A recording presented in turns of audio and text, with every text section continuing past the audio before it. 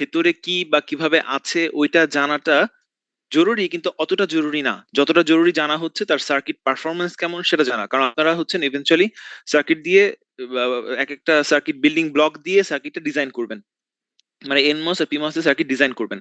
So আপনার জানা দরকার এনমস পিমস ইন্ডিভিজুয়ালি কিভাবে কাজ করে, কিসের উপর ডিপেন্ড করে কাজ করবে, কি করলে তার পারফরমেন্স ভালো হয়, এরিয়া কমানো যায় বা পাওয়ার কনজাম্পশন কমানো যায়, কিংবা আমাদের ফ্রিকোয়েন্সি বাড়ানো যায়, সুইচিং অ্যাক্টিভিটি কমানো যায়, ক্যাপাসিট্যান্স কমানো যায়, রেজিস্ট্যান্স কমানো যায়। এগুলো হচ্ছে আমাদের টেকনিক গুলো আমাদের জানা দরকার, বা অ্যাপ্রোচ গুলো আমাদের জানা দরকার। ফ্যাব্রিকেশনটা জানা অতটা জরুরি না, একটুখানি জরুরি হচ্ছে শুধু বোঝা যে আপনারা যা যা কথা আমরা মুখে বলছি এগুলো কোনটা কোন লেয়ারে আছে, বা ডিভাইসটা সাইড থেকে দেখলে বা টপ থেকে দেখলে কেমন হয়, যাতে করে আপনারা দেখে চট করে একটা ডিজাইন বুঝতে পারেন যে আচ্ছা এই ডিজাইনের মধ্যে কোনটা এনমস কোনটা পিমস, এই এনমস আর পিমস এর মধ্যে কোথায় আমার সিগন্যাল আসলে দিতে হবে বা দেয়া হচ্ছে, কোথায় আমি ইনপুট দিব, কোথায় আউটপুট দিব, কোন আউটপুট কার সাথে কিভাবে লেগেছে কানেক্টেড, কি দিয়ে কানেক্টেড, কোন লেয়ার দিয়ে কানেক্টেড, কতগুলো কানেক্ট করার মতো লেয়ার আছে। এই জিনিসগুলো জানার জন্য হচ্ছে আমাদের ফ্যাব্রিকেশনটা একটু জানাটা জরুরি হয়। তো ওটার জন্য যতটুকু লাগে অতটুকু আমরা এখানে দেখবো, কিন্তু খুবই সামান্য দেখবো, কারণ হচ্ছে ফ্যাব্রিকেশনের জন্য ডেডিকেটেড কোর্সই আছে। সব জায়গায় ফ্যাব্রিকেশনের জন্য ডেডিকেটেড কোর্স থাকে, কোন জায়গায় ফ্যাব্রিকেশন ভিএলএসআই এর অংশ না। এটা হচ্ছে জাস্ট বেসিক যতটুকু বলা দরকার। এই জন্য আমরা আপনাকে শুধু একটা ইনভার্টারের ক্ষেত্রে শুধু দেখাই যে ফ্যাব্রিকেশনের স্টেপ গুলো কেমন, তাও পুরোপুরি দেখাই না, আমরা হয়তো দেখাই হচ্ছে হালকা একটা পোর্শন একটুখানি দেখাই যাচ্ছে এখানে এতটুকু হচ্ছে, বাকিটা বলি যে আপনারা রিডিং পড়ে নিয়েন, কারণ আমাদের মূল উদ্দেশ্য আপনাদের ফ্যাব্রিকেশন দেখানো না। এবং আমার ধারণা আপনারা এখানে এখন অলরেডি প্রেজেন্ট আছেন যেই 30 জন, তার মধ্যে অনেকেই ফ্যাব্রিকেশনের কোর্সটা নিচ্ছেন। সবাই কি নিচ্ছেন? জি স্যার। তার মানে তো আপনারা অলরেডি সব জানেন। আপনার ফ্যাব্রিকেশনে কি ইনভার্টার ফ্যাব্রিকেট করা দেখে ফেলেছেন পুরা?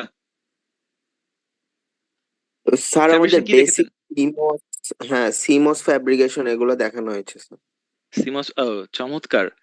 আপনাদের সিমস ফ্যাব্রিকেশন দেখানো তো শেষ। আচ্ছা, সিমস ফ্যাব্রিকেশন বলতে আপনি সিমস ইনভার্টার মিন করছেন, নাকি সিমস এর যে কোনো সার্কিট সে 4 ইনপুট ন্যান্ড গেট ফ্যাব্রিকেট করেছেন? না না না স্যার, এটা না, হচ্ছে আমাদের হচ্ছে স্যার ওই যে গেট বেজ, হ্যাঁ আবার ওই যে সিলিকন ডাইঅক্সাইডের layer sir, wafer preparation, lithography process গুলো স্যার দেখানো হয়েছে। আচ্ছা, প্রসেস গুলো দেখানো হয়েছে। লিথোগ্রাফির মধ্যে আপনারা ফটো লিথোগ্রাফি কথা শুনেছেন, ই বিম লিথোগ্রাফির কথা শুনেছেন, রাইট?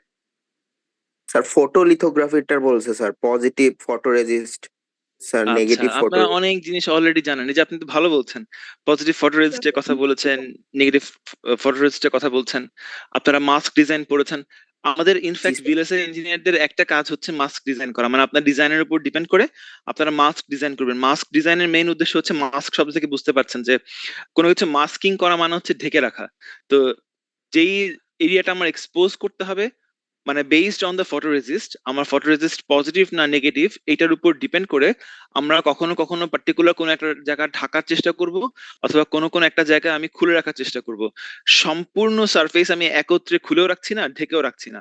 তো এই জন্য হচ্ছে আমার কিছু জায়গা ধরেন ঢেকে রাখা দরকার পড়লো, তার মানে ওই কয়েকটা জায়গা আমি মাস্ক করে দিব। এই কনসেপ্ট থেকে হচ্ছে মাস্ক এসছে। আহ একেবারে খালি চোখে যদি একটা সিম্পল মাস্ক দেখেন, আমি অ্যাডভান্স মাস্কের কথা বলছি না, খালি চোখে যদি একটা সিম্পল মাস্ক দেখেন তাহলে দেখবেন যে সেটা একটা কাঁচের টুকরা, যার মধ্যে হচ্ছে কিছু জায়গা আপনি দেখতে পাচ্ছেন সি থ্রু দেখা যায়, আর কিছু জায়গা আপনি দেখতে পারবেন যে হ্যাশ করা দেখা যাচ্ছে না, নিচে ধরেন ক্রোমিয়াম বা এই ধরনের অনেক জিনিসের লেয়ার টেয়ার দেওয়া থাকে।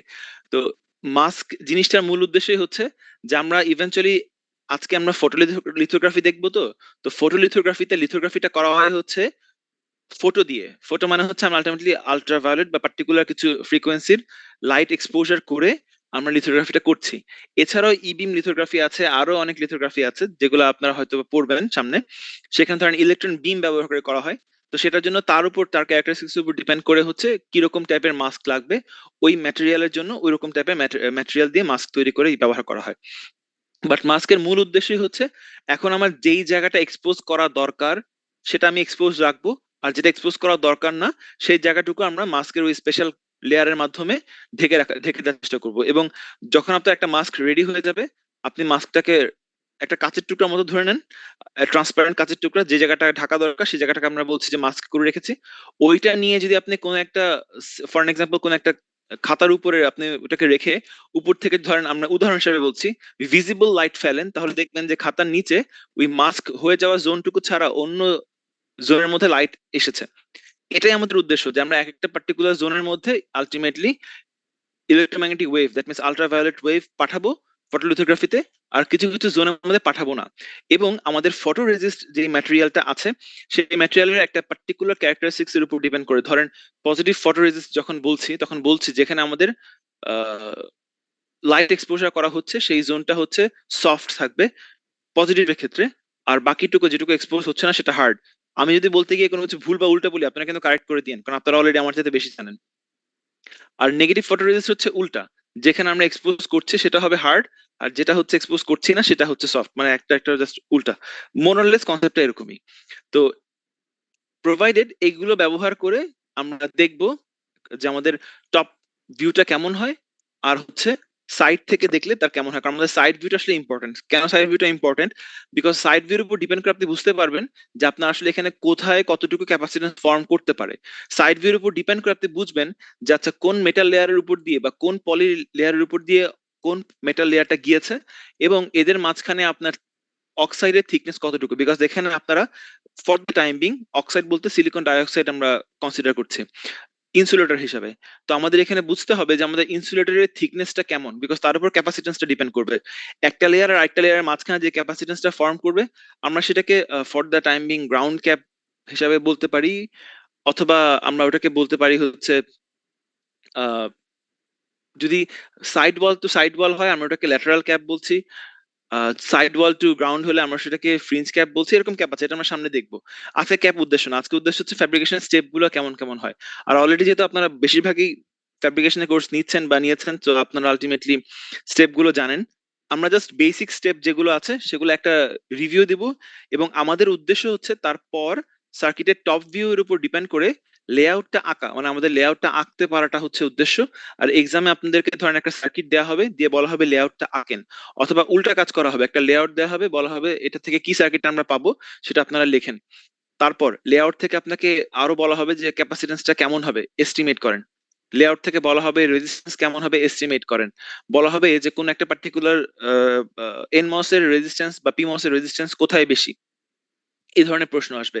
তো এই জন্য আমাদের সাইড ভিউটা ইম্পর্টেন্ট। আপনাদেরকে প্রথমে একটা পার্টিকুলার ডায়াগ্রাম দেখাই। এই ফিগারটা সবাই দেখতে পাচ্ছেন?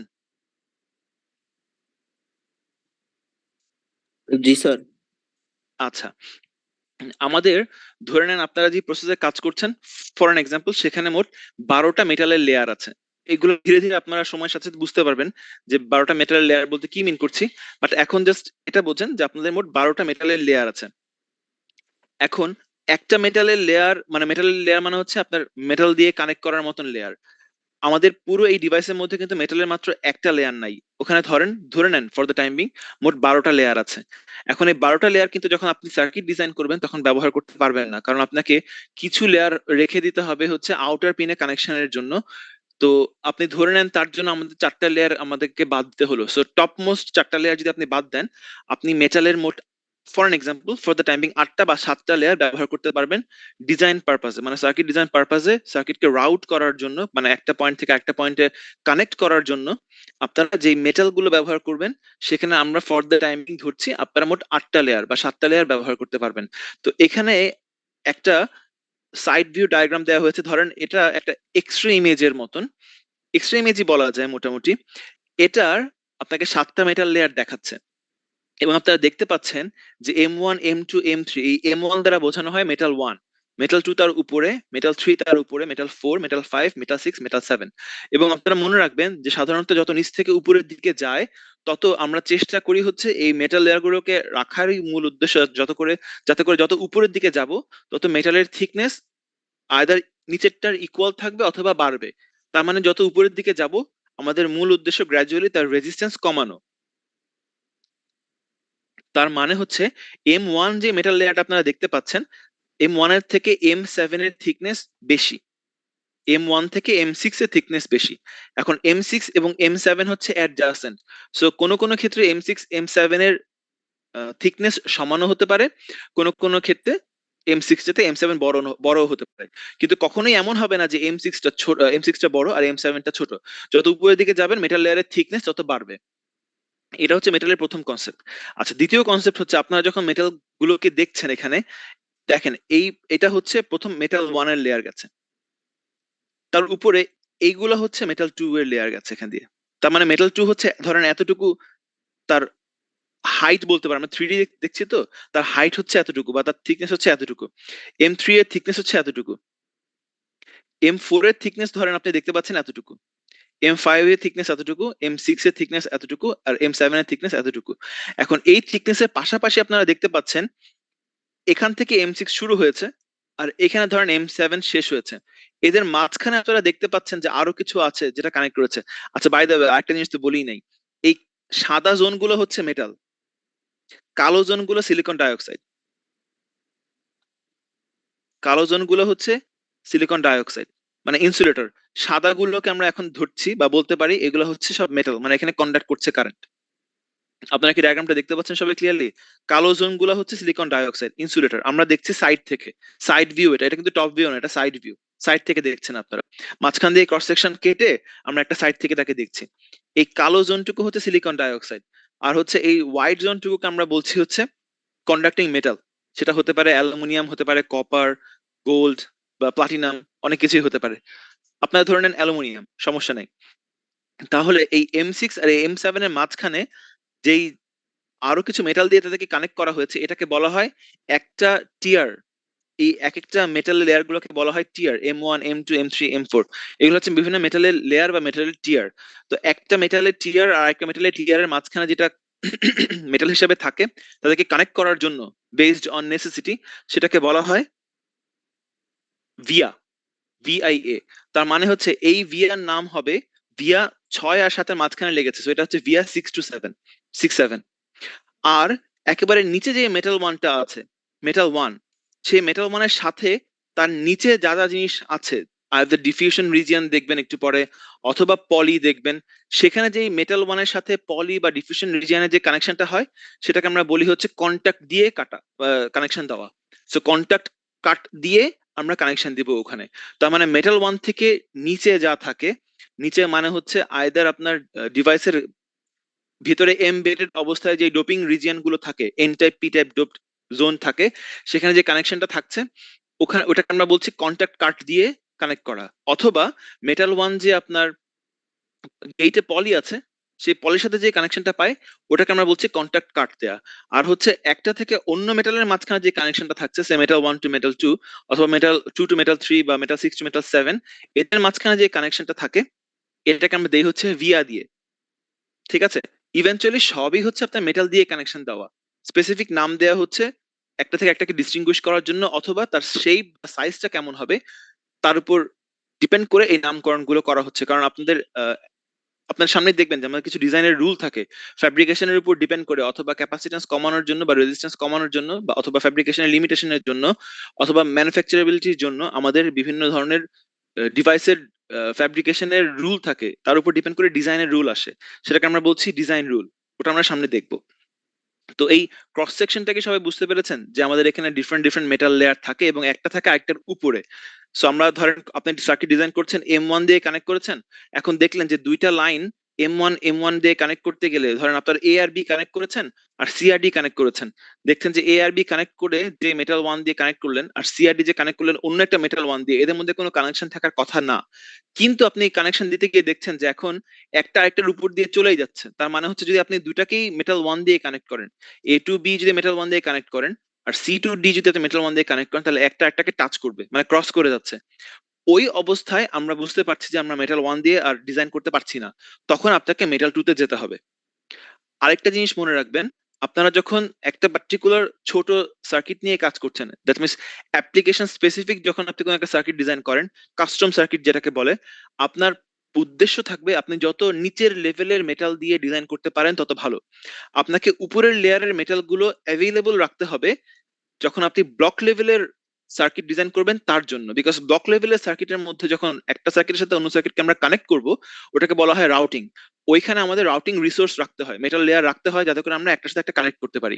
আমরা যদি একটা ছোট সার্কিট বানাতে গিয়ে সবগুলো মেটাল ব্যবহার করে ফেলি, তাহলে কিন্তু ওই ব্লকটা নিয়ে যখন কেউ চিপ লেভেলে কাজ করবে, ব্লক লেভেলে কাজ করবে, সে যখন ডিজাইন করবে, একটা ব্লকের পাশে যখন আরেকটা ব্লককে বসায় কানেক্ট করতে যাবে, সে দেখবে যে তারা কানেক্টিং কোনো রিসোর্স নাই, কোনো রাউটিং লেয়ার অ্যাভেলেবল নাই।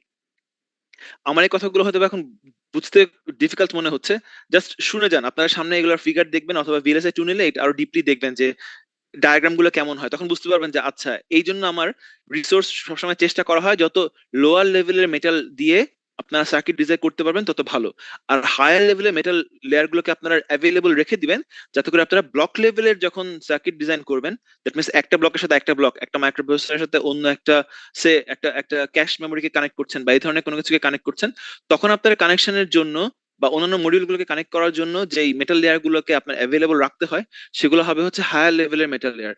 কারণ ইভেন্চুয়ালি তারা হাই অ্যামাউন্টের কারেন্ট কন্ডাক্ট করবে, তাদের ইভেন্চুয়ালি আমাদের মেটাল লেয়ার থিকনেস বাড়াতে হবে সেখানে। তো এই জন্য আমরা হায়ার লেভেলের মেটাল লেয়ার গুলো তার জন্য অ্যাভেলেবল রাখার চেষ্টা করি। সো লোয়ার লেভেলের মেটাল লেয়ার গুলো দিয়ে আমরা সার্কিট কনস্ট্রাক্ট করব। আচ্ছা, আপনারা তো মোটামুটি ফ্যাব্রিকেশন স্টেপ দেখেছেনই।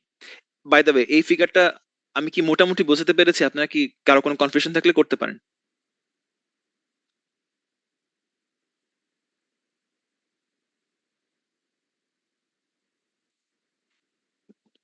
কোনো কনফিউশন আছে কারো? আপনারা আছেন তো? জি স্যার, আছি। আচ্ছা।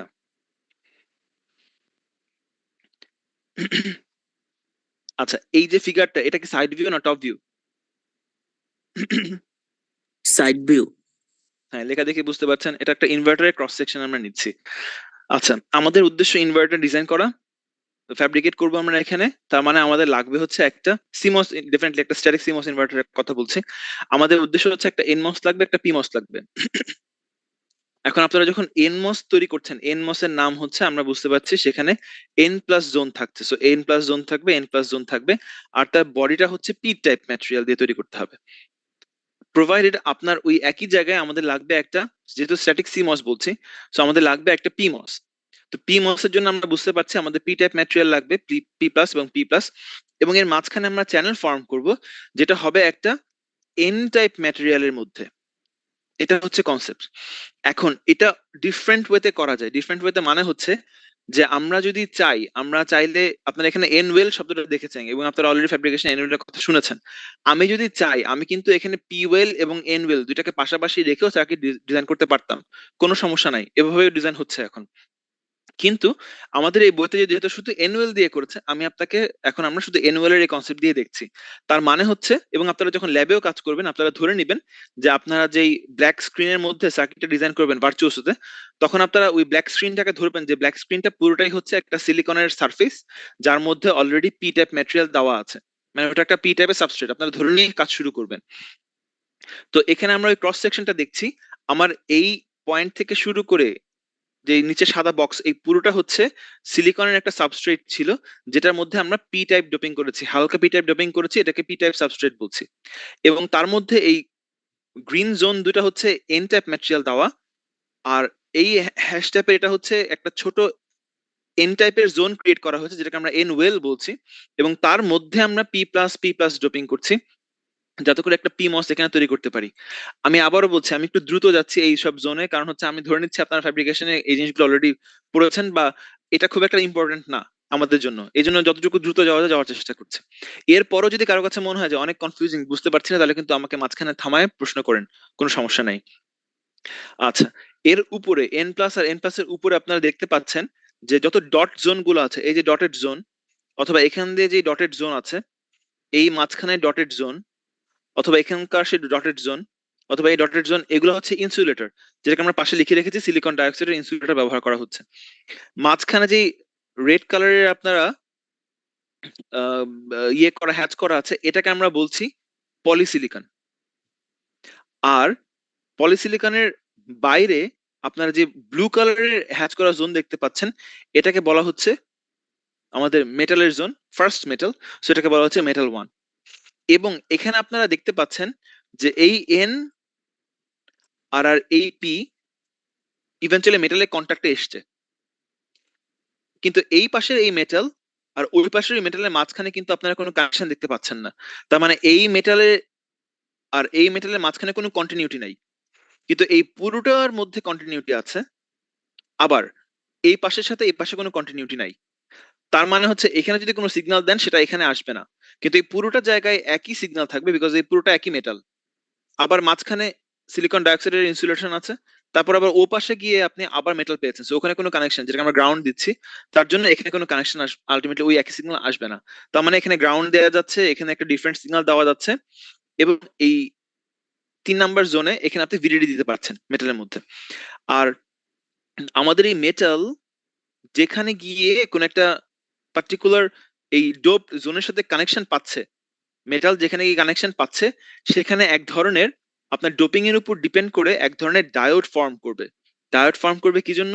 কারণ আপনার মেটালকে তো আমরা বলতে পারি হচ্ছে যে সে আয়দার খুব ভালো পি প্লাস অথবা খুব ভালো এন প্লাস। তার মানে হচ্ছে আপনি যখনই তার সাথে পি প্লাস দিবেন, আপনি তাকে এন প্লাস হিসেবে অ্যাজিউম করতে পারেন। তার মানে এখানে একটা ডায়োড ফর্ম করে। আবার যখন আপনি এখানে অ্যাজিউম করবেন, তখন একটা এন প্লাস এর সাথে সে আছে, আপনি এটাকে পি প্লাস অ্যাজিউম করতে পারেন। তার মানে হচ্ছে এই metal to N N zone অথবা মেটাল টু পি জোন এখানে সবসময় ডায়োড ফর্ম করবে। আমরা অলওয়েজ চেষ্টা করব এই মেটাল টু এই জোনের, দ্যাট মিনস ডোপিং জোনের যে কানেকশন, সেটা যেন হেভিলি ডোপড জোন হয়। বিকজ যদি আপনি হেভিলি ডোপড জোন ক্রিয়েট করতে পারেন, তাহলে ওই মেটালের সাথে ওই জোনের যে কানেকশনটা হবে সেটা শর্ট কি কানেকশন বা শর্ট কি ডায়োড ফর্ম করার চান্স কমে আসবে, অনেকটা ওহমিক কন্ট্যাক্টের মতন কাজ করবে। আমাদের উদ্দেশ্য হচ্ছে ওহমিক কন্ট্যাক্ট নিয়ে আসা। শর্ট কি কেন না, এটা আমরা সামনে কয়েকদিন পর একটা ফেনোমেনা পড়বো, তখন ডিটেইলে দেখবো। এখনকার জন্য শুধু মনে রাখবেন যে যখনই কোনো মেটালের জোনের সাথে আমরা কোনো ডোপড জোনকে কানেক্ট করতে যাব, তখন ওইটাকে আমরা হেভিলি ডোপড করে নেওয়ার চেষ্টা করব। তার মানে আমাদের এই মেটালের সাথে যদি কখনো আপনার এই পি টাইপ সাবস্ট্রেটের কানেকশন দেওয়া দরকার পড়ে, পি টাইপ সাবস্ট্রেটের মধ্যে কিন্তু হেভিলি ডোপড পি নাই, এটা regular dope P zone. So আপনার যদি কখনো এই মেটালের সাথে এই সাবস্ট্রেটের কানেকশন দেওয়ার দরকার পড়ে, যেটা নর্মাল পি টাইপ সাবস্ট্রেট দেওয়া, তাহলে আপনাকে আগে এখানে একটু হেভি পি টাইপ বানাতে হবে, তারপর কানেকশন দিতে হবে। একই কথা এনওয়েলের জন্য সত্য। যদি আপনার এমন হয় যে মেটালের সাথে আপনি এই এনওয়েলের কোনো কানেকশন দিচ্ছেন, তাহলে ওই মেটাল এবং এনওয়েলের কানেক্টিং ওই সারফেসটাতে আপনার মেক শিওর করতে হবে যে একটু হেভি এন টাইপ ম্যাটেরিয়াল দেওয়া আছে। আপনারা কি বুঝতে পারছেন আমার কথা? যাতে করে শর্টকি ডায়োড ফর্ম করার চান্স না থাকে, যতটুকু সম্ভব ওহমিক কন্ট্যাক্ট ক্রিয়েট করতে পারি। এ পর্যন্ত আপনারা আছেন? জি স্যার। জি স্যার। আচ্ছা, এতক্ষণ যা বলেছি, যতটুকুই যা বলেছি, তার সাথে আপনারা আগে যা ফ্যাব্রিকেশন শুনেছেন, কোনো কন্ট্রাডিকশন পাচ্ছেন? কন্ট্রাডিকশন পেলে কিন্তু আমাকে বলবেন যে স্যার এখানে কন্ট্রাডিক্ট করছে, কারণ আমি ভুল বলতে পারি। ঠিক আছে? জি স্যার। আচ্ছা, ওটাকেই হচ্ছে এই পরের স্লাইডে এখানে বলা হচ্ছে এই যে ট্যাপিং। এই ট্যাপিং এর ব্যাপারে আমরা সামনে পড়বো, আর একটু ডিপে পড়বো। এখন জাস্ট বুঝে যান যে আমাদের ট্যাপিংটা করতে হবে। এই দেখেন, এখানে আমি এই গ্রাউন্ড এই মেটালের সাথে এই পি টাইপকে কানেক্ট করতে চাচ্ছিলাম এখান দিয়ে। এই জন্য এখানে কানেক্ট করার আগে একটু হেভি পি টাইপ বানিয়ে নিয়েছি। একই কথা এই এনওয়েলের ক্ষেত্রেও সত্য। আমরা এই মেটাল দিয়ে এই এনওয়েলকে কানেক্ট করতে চাচ্ছিলাম, তো কানেকশনের আগে এখানে একটু হেভি এন টাইপ ডোপিং করে নিয়েছি। ঠিক আছে? আচ্ছা, এখন মাস্কের কথা, আপনারা অলরেডি মাস্ক দেখে এসেছেন। সো এখানে আমাদের আজকে যেই বেসিকটা আমরা ফ্যাব্রিকেশন স্টেপ দেখাবো, এখানে মোট লাগবে হচ্ছে আপনাদের 6টা মাস্ক। তো মাস্ক গুলো কেন লাগছে? আপনি যখনই একটা পার্টিকুলার জোন ক্রিয়েট করতে যাবেন, ওই জোনের জন্য যদি আপনার কোনো কিছু এক্সপোজ করতে হয় অথবা কোনো কিছু ঢেকে রাখতে হয়, তাহলে হচ্ছে আমাদের ওই পার্টিকুলার অংশটুকু ঢেকে রাখার জন্য বা এক্সপোজ করার জন্য যেই পার্টিকুলার সে লাইট আমরা আইদার পাস করতে দিব অথবা পাস করতে দিব না। তো এই কনসেপ্টটা হচ্ছে মাস্কিং করে করা হয়, এবং বললাম যে একটা বেসিক সিম্পল মাস্ক হচ্ছে আপনি একটা কাচের যদি এক পাশ আলটিমেটলি এমন কোনো ম্যাটেরিয়াল দিয়ে রাখেন যে সেখান দিয়ে আলটিমেটলি আলট্রাভায়োলেট পাস করতে পারছে না বা কোনো লাইট পাস করতে পারছে না, তাহলে ওটা আপনার একটা মাস্কের মতন কাজ করবে। বিকজ এটা কিছু জোন পাস করতে দেয়, কিছু জোনে পাস করতে দেয় না। একটা জাস্ট কাচের থিন একটা প্লেট, আপনি তার মধ্যে কিছু এক জায়গায় কিছু ম্যাটেরিয়াল, ধরেন কিছু ক্রোমিয়াম দিয়ে ঢেলে ঢেলে রেখেছেন। সো ইভেন্চুয়ালি ওই জায়গা দিয়ে ইভেন্চুয়ালি কোনো আলট্রাভায়োলেট পাস করছে না, অন্য জায়গা দিয়ে ধরেন আলট্রাভায়োলেট পাস করছে। তো এই যতটুকু দিয়ে আপনি করাচ্ছেন না, এবং অন্য পার্টিকুলার যে জোনটুকু দিয়ে আপনি পাস করাচ্ছেন, এই যে কিছুটুকু দিয়ে দিচ্ছেন না, কিছুটুকুতে পাস করাচ্ছেন, এই কনসেপ্টটাকে বলা হচ্ছে মাস্কিং। এবং আমরা যে এখন আমাদের ডিভাইসটা বানাবো, আপনারা এখানে দেখতে পাচ্ছেন যে আমাদের ডিভাইস বানানোর সময় পলি লাগবে এইখানে আর এখানে, দুটো গেটের জন্য। তার মানে দুটো গেটের জন্য আপনার একটা মাস্ক লাগবে, যেটা হচ্ছে পলি ম্যাটেরিয়ালের জন্য মাস্ক ব্যবহার করছি। আবার আপনার এন প্লাস n+n+ এই 3টা জোনে আছে, তার মানে এই 3টা জোনের জন্য একই ম্যাটেরিয়াল, তার মানে আপনার এদের জন্য একটা মাস্ক লাগবে। p+, p+, p+, এদের জন্য আপনার আরেকটা মাস্ক লাগবে। আপনারা n ওয়েল ফর্ম করবেন, এটার জন্য আপনার আরেকটা মাস্ক লাগবে। উপরে মেটাল ঢেলে দিবেন, মেটালের লেয়ার ফেলবেন, তার জন্য আপনার আরেকটা মাস্ক লাগবে। তো এরকম এখানে আমরা বিভিন্ন মাস্ক গুলো আছে যেটা আমরা দেখবো। এই যে এখানে দেখেন লেখা আছে যে আমাদের কি কি মাস্ক গুলো লেগেছে। প্রথমে বললাম যে আমাদের এন ওয়েল তৈরি করতে হবে, এই এন ওয়েল। সো এন ওয়েলের জন্য আমাদের এই এন ওয়েলের এরিয়াটুকুকে মাথায় রেখে আমরা একটা মাস্ক ব্যবহার করব। এটা হচ্ছে এন ওয়েলের মাস্ক।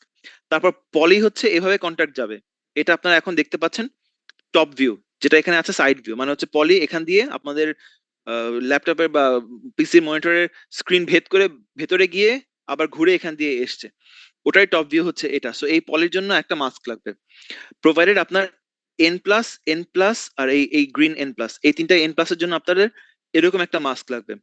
একইভাবে এই ব্রাউন জোনটুকুর জন্য একটা পি টাইপ মাস্ক লাগবে। তারপর আমাদের এই বিভিন্ন এন টাইপ পি টাইপের সাথে মেটালকে কানেক্ট করার জন্য ওখানে কন্ট্যাক্ট দিতে হয়। একটু আগে বলেছি যে মেটালের সাথে পলি অথবা মেটালের সাথে বিভিন্ন ডিফিউশন রিজিয়নের যে কানেকশন দিচ্ছি কন্ট্যাক্ট দিয়ে, সেটার জন্য একটা মাস্ক লাগছে, সেটাকে আমরা বলছি হচ্ছে কন্ট্যাক্টের মাস্ক। আর ফাইনালি আপনি কন্ট্যাক্ট কাট কেটে ফেলার পরে পুরোটা সারফেসের উপরে আপনি মেটাল ঢেলে দিবেন।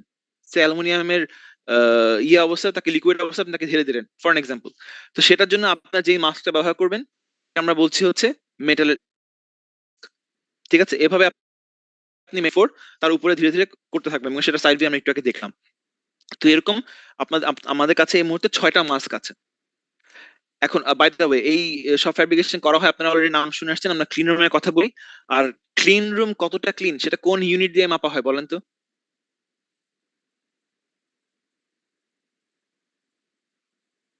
একটা ক্লিন রুম কতটা ক্লিন এটা কি কোন ইউনিট দিয়ে মাপা হয়?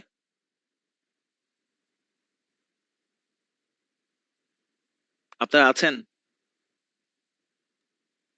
জি স্যার। কোন ইউনিট? এটা তো জানি না স্যার, আইসিইউ প্রোটোকল ফলো করে এটা জানি স্যার। আচ্ছা, পিপিএম এর নাম শুনেছেন? পিপিএম, পিপিই বলিনি কিন্তু, পিপিএম।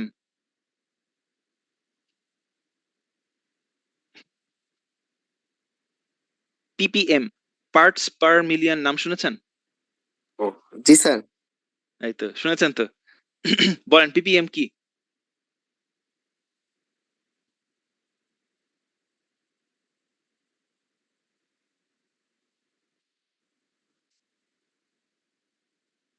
নাম শুনেছেন? পিপিএম জিনিসটা কি?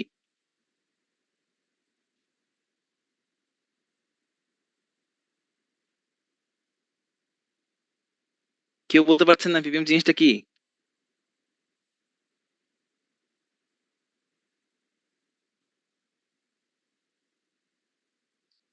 আচ্ছা, আমাকে আপনারা নেক্সট দিন জেনে জানাবেন তো পিপিএম জিনিসটা কি। ঠিক আছে, নেক্সট দিন আমাকে জেনে জানাবেন। এটা দিয়ে আমরা ঠিক করি আপনার ল্যাবটা কতটুকু পিওর।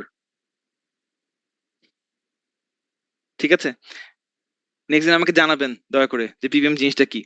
তো এরকম হচ্ছে বিভিন্ন ফ্যাব্রিকেশন ল্যাবে ইয়ে করা হয়, এবং মোস্ট অফ দ্য প্লেসেস বা মোস্ট অফ দ্য ভালো ভালো জায়গায় ফ্যাব্রিকেশনের ল্যাব হচ্ছে অ্যাভেলেবল না, কারণ এটা অনেক কস্টলি একটা ল্যাব। ঠিক আছে, এটা এটা তৈরি করতে অনেক হিউজ অ্যামাউন্টে টাকা লাগে, যেটা এই জন্য ডুয়েবল না।